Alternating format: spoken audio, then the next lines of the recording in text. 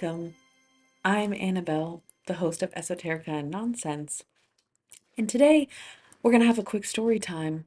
I'm going to tell you about how I taught myself to talk with ghosts, spirits, and do medium work. I do past life readings, Akashic readings. Every reading for each person turns out differently depending on what happens. Sometimes I talk with past life versions of people, I talk with their ancestors, I sometimes go into the spirit realm. Every person is so different and so fascinating. But I will tell you how I learned how to do this fairly organically. Now, I do want to preface that to be able to do this work, I did spend my entire life with incredibly strong boundaries with the spirit world.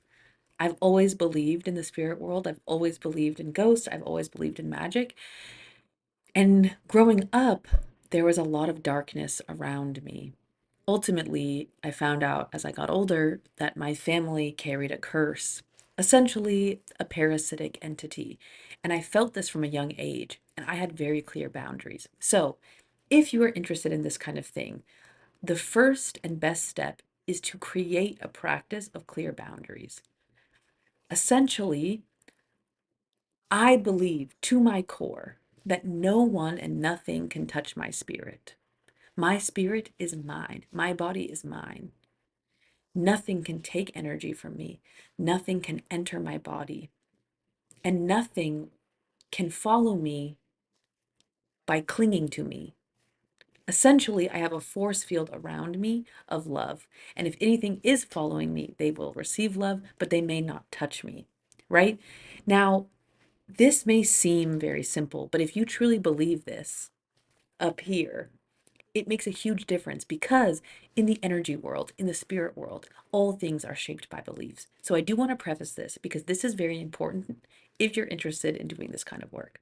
So I'm going to summarize this story, but in a nutshell, growing up, I always had an odd feeling around some of my family members. They had a very dark energy, and around them, I felt terrible. They were often very violent, they were often very aggressive, and they would often black out from when they were violent or aggressive. And I always thought that was so odd. And once, as a child, I was driven to a point of anger, and my whole body started trembling, and I felt an energy enter through the top of my head. I got chills down my spine, and I started trembling with anger. And the person in my family I was fighting with at the time actually ran away from me, even though I was a small child. I think I was 5. And in that moment, I recognized that something was happening. There was an energy inside of me that was not mine. So in that moment, I made a strong boundary. At that age was the age I decided nothing could enter me. I wanted nothing to do with this.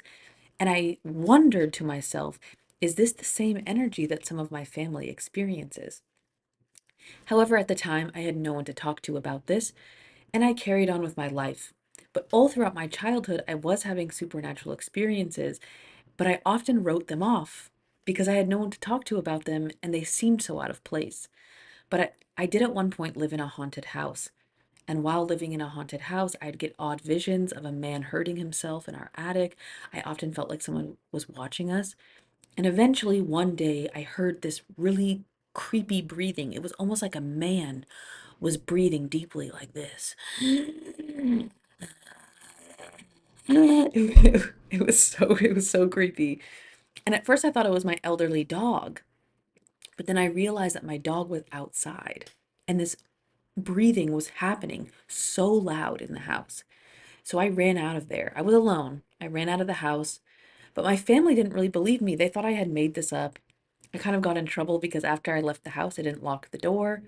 And so after my family was convinced that I made this up, I just kind of told myself I was crazy. And as life carried on, I had other supernatural experiences. Sometimes I'd have dreams about ancestors of mine. Sometimes I would talk to people and they would talk about a family member who had passed away.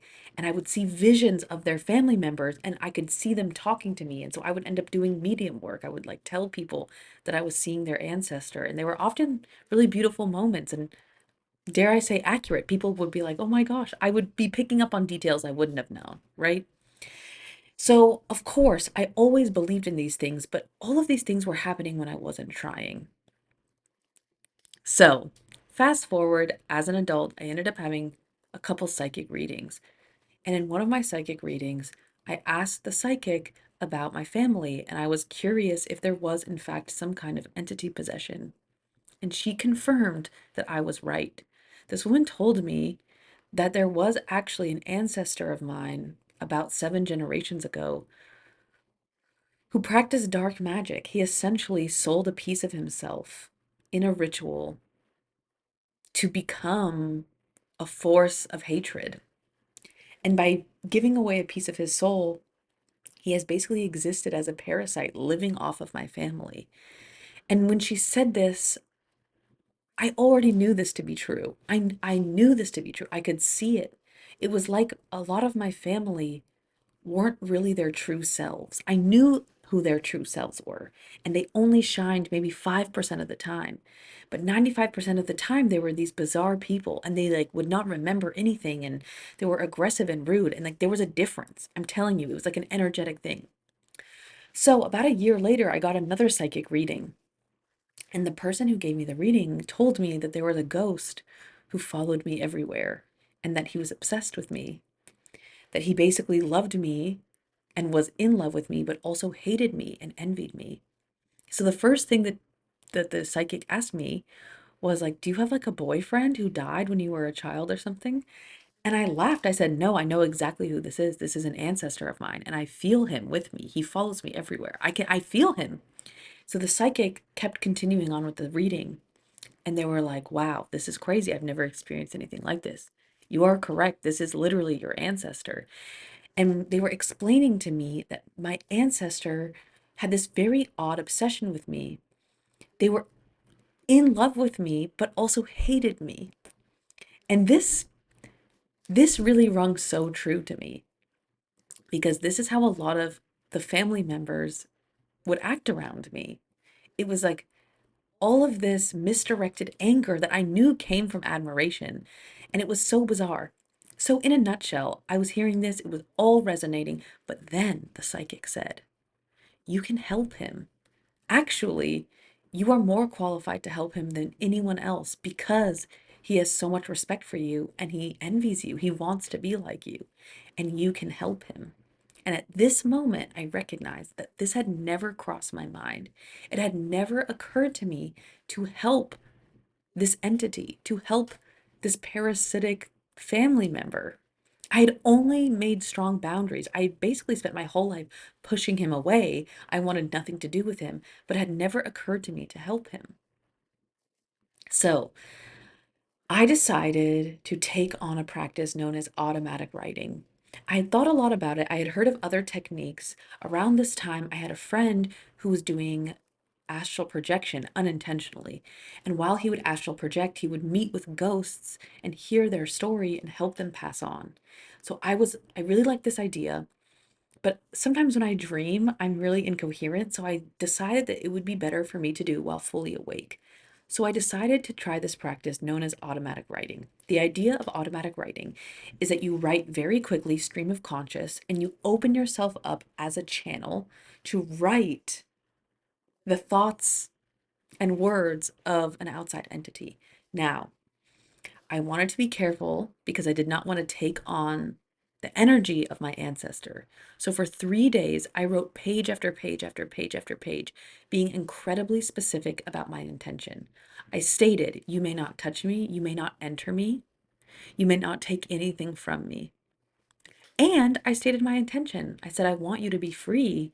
I want you to be happy. I want you to move on. I want you to be able to move on from me and find your own life, to reclaim whatever you need to be free, and like let go. Let go of this like parasitic cycle." So after about 3 days, as I was writing, visions started coming in, and they were almost like memories. They were like mine. It was like seeing a memory of mine, except they weren't mine. So the visions that I saw of this ancestor were horrifying. At first, he showed me memories of his childhood, and they were very disturbing. They involved sexual abuse from family members and from people in his community from a very young age.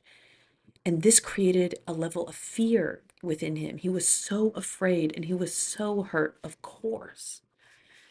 And he also showed me memories of this young girl that he loved. She was so cute, and they would play in the flowers together in the springtime.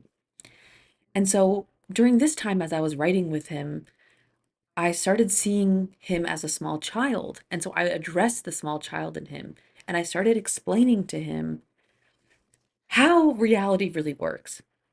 I was explaining to him that the multiverse is like a river of energy, and that the people who hurt him, actually, the first person who hurt him was his mother, and she had sexually abused him.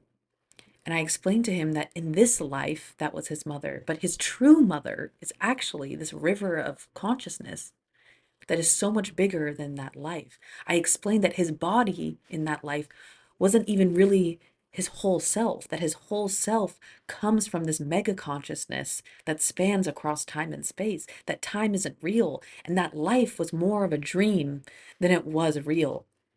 So after a few days of essentially giving his childhood self therapy, he finally showed me another vision. And he showed me this young girl that he had loved as a child had grown up and married somebody else. And this broke his heart. This shook his belief in humanity. This was the only person that had shown him true kindness. And his heart turned to stone. And so that very night of this girl's wedding, he went to a cliff and brought some type of goat or sheep and like a crow, and he sacrificed them. He did some type of blood magic. He drew sigils of blood in the soil and knowingly summoned a dark entity. And the reason why he did it is because, truthfully, he didn't have the courage to end his life. He was too afraid, and he wanted to seek revenge, but he didn't have the courage. And so he knowingly summoned another spirit to enter his body so that he could hurt people. And that's basically what he did. This was, for context, like in Scandinavia, probably 300, 400, 500 years ago. And so he basically just became a Viking. He started murdering people and sexually assaulting people. I'm pretty sure that he murdered and assaulted this girl that he loved. And he just became this force of hatred. He was full of hatred, but he was kind of in the sunken place. It was like he was in the back of his mind, and he had allowed an entity to enter him who was committing all these acts of hatred and acts of violence. Interestingly, though, after he died, he never reincarnated. He lived as a parasite off of my family. And it was I mean, it's kind of nuanced. He was like possessed himself. So it was kind of this like dual possession. It was my ancestor and this other entity. So as he told me all of this became incredibly clear to me. I knew exactly, I understood what happened. He wasn't evil. Obviously, he became a very hateful and scary man. He became a villain, but I understood who he really was. He was a terrified child who masked his terror and his fear with anger and with violence to protect himself. And of course, how terrifying and horrible is his life. But now, as I'm in another time within the time space continuum, I can see his life as a dream. And that's what I explained to him. He did horrible things. However, it was just for that life. I explained to him that he's been holding on to this life with fear. He's been so afraid of the world. He's been so afraid of the multiverse. He's afraid of being assaulted. He's afraid of being sexually assaulted. And I explained to him that that does not need to be a fear he holds on to. He does not need to hate himself or hate the world or hate the universe or hate the multiverse. And essentially, for weeks, I gave him therapy, writing. I was writing to him and giving him therapy. I was explaining to him that he not only should let go, but should be excited to let go of this version of himself.